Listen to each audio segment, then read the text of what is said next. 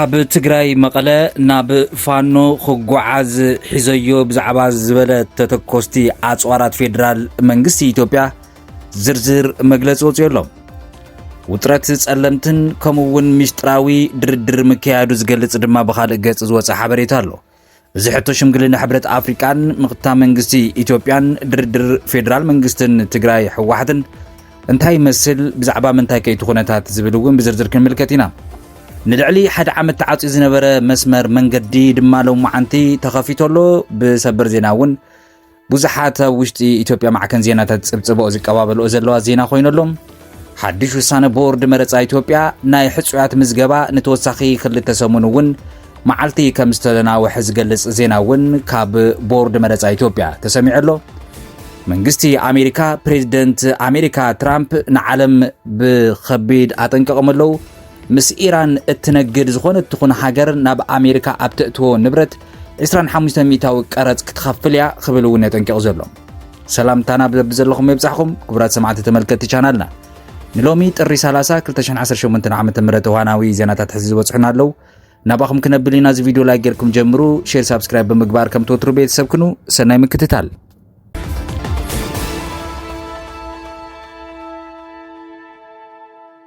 ካብ መቐለ ናብ ፋኖ ክጓዓዝ ዝነበረ ብርክት ዝበለ ተተኮስቲ ኣብ ቁፅፅር ኣውዒለ ኣለኹ ኢሉ ኣሎ ፌደራል መንግስቲ ኢትዮጵያ። ሰራዊት ምክልኻል ኢትዮጵያ ካብ መቐለ ተበጊሱ ናብ ወሎ ክጓዓዝ ዝነበረ ብርክት ዝበለ ጥይት ተተኮስቲ ኣብ ትሕቲ ቁፅፅር ኣውዒለ ክብል ይትማለው ዘውፅኦ መግለፂ ዘፍለጠ እቲ ብኣይሱዙ ተሽከርከርቲ ተጻዒኑ ዝነበረ ተተኳሲ ኣብ ሰሜን ወሎ ዞባ ዋግምራ ወረዳ ጋዝ ጊብላ ብዝተገበረ ጥንቁቕ ፍተሻ ክትሓዝ ከም ዝተኻእለ እዩ ተሓቢሩ። ኣዛዚ ክፍለ ጦር መተማ ሰሜን ምብራቅ ሌተናል ኮሎኔል ጎሹ ዘገየ ብዛዕባ እቲ ኩነታት ክገልጽ ከሎ እቶም ተሽከርከርቲ መበገሲኦም ካብ መቐለ ብምግባር ብከተማ ኮረም ኣቢሉ ናብ ክልል ኣምሓራ ክኣትዉ ከሎ ኣብ ከተማ ኣሸ ምስ ጥሙር ሓይሊ ብዝተገበረ ናይ ሓባር ፍተሻ ሒዝናዮ እዩ ዝብል። እዚ ኩነታት እዚ ተደጋጋሚ ክስ ፌደራል መንግስቲ ብወገን መንግስቲ ትግራይ እውን ዕቱቡን ተኸታታሊ መልስታትን መግለጽን ክወፅሉ ዝጸንሐ ኾን ከሎ እዚ መግለፂ እዚ ድሕሪ ምውፅኡ ድማ ካብ ትግራይ ዝተዋሃበ መልሲ የለን። ክሳብ ሕጂ ግን ክልል ትግራይ እዚ ኩነታት እዚ ንዓይ ዝምልከት ኣይኮነን ሓሶት ሹመይ የጥፍኦ ኣለዉ ክብል ተደጋጋሚ መልሲ ክህብ ይጸኒሑ። ብዛዕባ እዚ ጉዳይ ብወገን ግዜያዊ ምምሕዳር ትግራይ ዝተዋሃበ ወግዓዊ ምላሽ የለን። ኣብቲ ከባቢ ብምሬ ወዳጁ ዝምራሕ ዕጡቕ ፋኖ ብስፍሓት ዝንቀሳቐስ ኮይኑ መንግስቲ ድማ ሕወሓትን ፋኖን ብስቱር ብሓባር ይሰርሑ ኣለዉ ክብል ከቢድ ክሲ ብተደጋጋሚ ክቐርብ ጸኒሑ እዩ።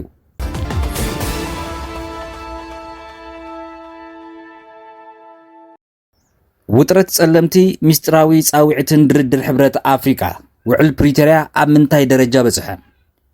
ዝሓለፈ ሰሙን ኣብ ከባቢ ጸለምቲ ብወገን ሓይልታት ትግራይ ከምኡውን ዕጡቓት ሓይልታት ፌደራል መንግስቲ ኢትዮጵያ ሃንደበታዊ ወታደራዊ ጎንፂ ምፍጣሩ ስዒቡ ኣብ መንጎ መንግስቲ ፌደራልን ሕወሓትን ዘሎ ውጥረት ናብ ሓድሽ ብርኪ ተሰጋጊሩ ኣሎ። ምዝ ተታሒዙ ድማ ዛጊድ ዘይተሰምዑ ሓድሽቲ ፖለቲካዊ ሚስጥራት ይወፁ ኣለዉ። ዓለም ለኸ መጽሔት ዘ ኢኮኖሚስት ከም ዘርግሐቶ ሓበሬታ ሕብረት ኣፍሪካ ነቲ ተፈጢሩ ዘሎ ውጥሪ ንምህዳእ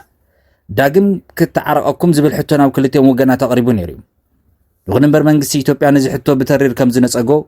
ዝገልጽ ዜና ድማ ብኻልእ ገጽ ሕጂ ሰሚዕና ኣለና። መንግስቲ ኢትዮጵያ ንሕብረት ኣፍሪካ ኣብ ዝሃቦ ምላሽ ኣብ ውሽጣዊ ፖለቲካዊ ጉዳይ ካብ ምእታው ተቆጠቡ ኣደብ ክምግዙ ዝብል ትሕዝቶ ዝነበሮ መግለፂ እውን ይወፅዩ። እዚ ድማ ኣብ መንጎ ኣዲስ ኣበባን እቲ ውዕል ፕሪቶሪያ ዝፈረመ ሕብረት ኣፍሪቃ ዘይተሓሳስብ ወጥሪ ከም ዘሎ ዘርኢ እዩ። እዚ ሌተናል ጀነራል ታደሰ ወረደ እቲ ኣብ ጸለምቲ ዝተገበረ ምንቅስቓስ ጽዕንቶ ንምፍጣር ድምፅና ንምስማዕ ዝተገበረ እዩ ክብል ኣቕለል ኣቢሉ ምግላፁ ዝዝከር እዩ። ዘኢኮኖሚስት ግን ካልእ ስእሊ ኣቕሪቡ ኣሎ። እቲ መጽሔት ካብ ወታደራዊ ምንጭታት ከም ዘረኸበቱ ሓበሬታ እቲ መጥቃዕቲ ንኽልተ ዓበይቲ ዕላማታት ዝዓለመ ነይሩ። ቀዳማይ ወታደራዊ ዓቕሚ መንግስቲ ፌደራል ምፍታሽ፣ ካልኣይ ስትራቴጂካዊ ቦታታት ብምሓዛብ ዝግበር ዘተንረብሓ ሕወሓት ዘገልግል ድልዱል ባይታ ንምፍጣር። ውዕል ፕሪቶሪያ ካብ ዝፍረም ሎሚ ሳልሳይ ዓመቱ ኣቕፂሩ ናብ 4ይ ዓመቱ ይሰጋገር ኣሎ። እቲ ውዕል ኣብ መበል 6 ነጥቢ ከም ዝሕብሮ ሕወሓት ኣብ ውሽጢ 30 መዓልቲ ንኹሉ ከቢድን ቀሊልን ኣጽዋራ ረኪቡ ዕጥቁ ክፈትሕ ነይርዎ እንተኾነ ግን ክሳብ ሎሚ እቲ መስርሕ ዕጥቂ ምፍታሕ ሙሉእ ብምሉእ ኣይተዛዘመን ዝብል ብወገን መንግስቲ ፌደራል ዝቐርብ ክሲ ክኸውን ከሎ ሕወሓት ድማ እቲ ፌደራል መንግስቲ ክፍጽሞ ዝግባእ ነገራት ኩሉ ክሳብ ሕጂ ስለ ዘይፈጸመ እቶም ዝነበሩ ላዕላዊ ቦታታተይን መሬታተይ እውን ክሳብ ሕጂ ናብቲ ዝነበሩ ሕገ መንግስታዊ ቦታ ስለዚ ተመለሰ ዕጥቀየ ይፈትሕን ዝብል ካልእ መካትዒ ሞገት ነጥቢ ዘልዕል ቀዳማይ ሚኒስትር አብይ አሕመድ ዝሓለፈ ሰሉስ ኣብ ፓርላማ ቀሪቦም ኣብ ዝሃቦ መብርሂ ተመዛበልቲ ትግራይ ናይ ፖለቲካ ሆስቴጅስ ኮይኖም ኣለው ክብል ገሊጹ ኣሎ ህወሓት ነቲ ናይ ሰላም ውዕል ንምፍጻም ከም ቅድመ ኩነት ተመዛበልቲ ይጥቀመሉ ዝብል ክስ እውን ካብ መንግስቲ በተደጋጋሚ ይስማዕ ድሕሪ ነዊሕ ናይ ድምፂ ምጥፋእ ሰሙናት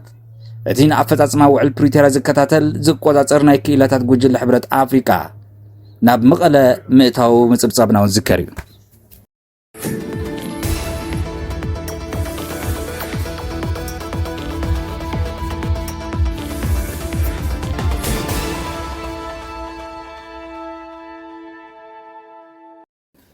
ብምቕጻል ልዕሊ ሓደ ዓመት ተዓጺ ዝነበረ መስመር ጎጃም ዳግም ንመጓዓዝያ ክፍቲ ኮይኑ ኣሎ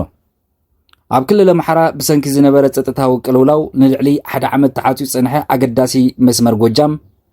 ዳግም ስርሑ ከም ዝጀመረ ናይታ ሃገር ማዕከን ዜናታት በዝን በትን ዝቀባበልዎ ዘለዎ ሓበሬታ ኮይኑ ኣሎ እቲ ካብ ባህር ዳር ተበጊሱ ናብ ከተማ ኣዴት ከምኡ እውን ሞጣ ቀራኒዮ ዘራኽብን ዝዘልቕ ናይ ኣስፋልት መንገዲ ካብ ዝሓለፈ ረቡዕ ጥሪ 27 ዓመተ ምህረት ጀሚሩ እዩ ንመጓዓዝያ ክፍቲ ዝኾነ መንግስቲ ነዚ መንገዲ ንነዊሕ እዋን ዓጺዎ ጸኒሑ ዕጡቓት ፋኖ ነዚ መስመር ንምንቅስቓሶም ብበዝሒ ይጥቀሙሉ ኣለው ዝብሉ ስጋኣታትን ወረታትን ይስምዑ ነይሮም ሕጂ ግን ኣብቲ ከባቢ ተዛማዲ ሰላም ሰፊኑ ብምባል እቲ ዝነበረ ክልከላ ተላዒሉ ህዝቢ ካብን ናብን ክንቀሳቐስ እውን ጀሚሩ ኣሎ እዚ መንገዲ ተዓጽዩ ኣብ ዝጸንሐሉ እዋን መጓዓዝያ ካብ ኣዲስ ኣበባ ናብ ባህር ዳር ይኹን ብኣንጻሩ بمسمر فنتو سلام تراي كخون سلستجدده ኣብ ልዕሊ ህዝቢ ከቢድ ናይ ግዘን ገንዘብን ጸቕጢ ፈጢሩ ጸኒሑ እዩ ብዝገደደ ድማ ኣብቲ ዞባ ዝርከቡ ነበርቲ ናይ ትምህርቲ ንግዲ ትራንስፖርት ኣገልግሎት ተሰናኺሉ ዝጸንሐ ምንባር እውን ብፍሉይ ኣዴታትን ህፃናታትን ህጹጽ ናይ ጥዕና ኣገልግሎት ምርካብ ብርቱዕ ስቃይ ከም ዝሓለፋ ዜናታት ማዕከን ዜና መንግስትታት እውን ከይተረፉ ዝጽብጽብዎ ዝነበሩ ተዘክሮ እዩ ኣብ ዝተፈላለዩ ካብታት ክልል ኣምሓራ ብሰንኪ ዝካየድ ዘሎ ውግእ ኣብ መዓልታዊ ህይወት ህዝቢ ከቢድ ዕንወት ይበጽሕ ምህላው ዝፍለጥ ክኾን ከሎ መንግስቲ ምስ ሓደ ክንፊ ፋኖ ናይ ሰላም ስምምዕ ከም ዝገበረ ይገልጽ እኳ እንተሃለወ ኣብ ጎንደር ወሎ ሸዋ ብሰንኪ ዝካየድ ዘሎ ናይ ከቢድ ብረት ውግእ ህይወት ሰብ ይጠፍእ ንብረት እውን ይዓኑ ዕፅዋ መንገድታት እውን ከይተቋረጸ ቀጺሉ ኣሎ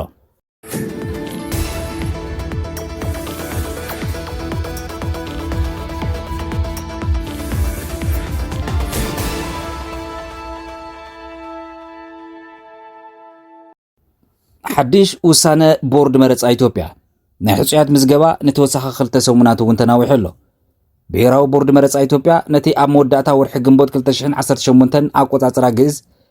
كاي توت ينزل لها جراو مرץ عمل كيتو حسيات مزجبلو ناي جزا جدب كساب لك كاتي 10 شديسة كل تشحن 10 شمونتن عامة مرت كم زلنا وحقوق فلوت أخذ بالمجلس وتيلو بورد تمال عربي تر 20 شعة مشت أبزوز مجلس 5 حبرو እዝና ግዜ ምንዋሕ ውሳነ ዝተመሓላለፈ ፖለቲካዊ ውድባት በተደጋጋሚ ብዘቕረብዎ ናይ ግዜ መመላእታ ሕቶ መሰረት እዩ እቶም ውድባት ኣብ ዝተፈላለዩ ናይ ዘተ መድረኻት ብጽሑፍ ንምድላው ዝኸውን ተወሳኺ ግዜ ክወሃቦም ብምሕታቶም ቦርድ መረፃ ሕቶኦም ተቐቢሉ እሺ ክብል እዩ ኣናዊሕዎ ዘሎ ብመሰረት እቲ ቀደም ክብል ዝወፀ ናይ መረፃ ግዜ ሰሌዳ ምዝገባ ሕፁያት ካብ ጥሪ 1 ክሳብ ለካቲት 1 ተዛዚሙ ዝርዝር እቶም ዝተመዝገቡ ሕፁያት እውን ካብ ለካቲት 4 ጀሚሩ ን9 መዓልትታት نهزبي بعلة تفليتيو الجن اتحدش وسان نتمسرح مزجبا نتوسخ خلت سمونات كقصل غير ولو صاحب حجي زولو ناي مزجبا خيد بزملكته ونت بورد اب مغلصيو كم زسفرو 40 كلتين بوليتيكا ودبات 15 بوليتيكا ودبات ناي ولق حصياتو ون بتمساسال منገድ مزجبኦም يكايدو كم زلو اب زحز زوصو زرزر مغلص افليطولو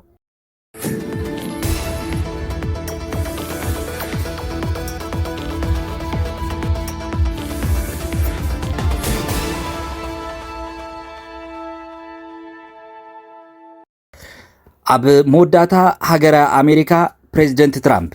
ንዓለም ኣጠንቀቆመለው ምስ ኢራን ዝነገደት ሃገር ናብ ኣሜሪካ እተእትዎ ዝነበረት ንብረት 25 ሚእታዊ ቀረጽ ከም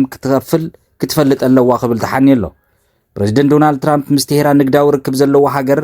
ናብ ኣሜሪካ ብዘእትዎ ዝኾነ ይኹን ፍርያት ከቢድ ናይ ታሪፍ ቀረጽ ስጉምትን ምውሳድ ዘኽእሎም ፕሬዝደንታዊ ትእዛዝ ትማል ዓርቢ ፈሪሞም ኣለው እዚ ስጉምቲ እዚ ተን ሃገራት ካብ ኢራን ኣቑሑት ወይ እውን ኣገልግሎታት እንድሕርዳ ዓዲገን ክሳብ 25 ሚታዊ ዝበፅሕ ተወሳኺ ቀረጽ ክትፀዓነን ከም ዝኽእል ቃል በቃል ዝሕብር። እዚ ሓድሽ ትእዛዝ ብቐጥታ ይኹን ብተዘዋዋሪ ካብ ኢራን ዝኾነ ነገር ብሸመታ ወይ እውን ዝኣትዋ ሃገራት ዝቐንዐ ዝኾነ ይኹን ዋላ እኳ እቲ ናይ ቀረጽ መጠን ብንጹር እንተዘይተወሰነ ትራምፕ ግን ነቲ 25 ሚታዊ ከም ኣብነት እዮም ጠቒሶሞ።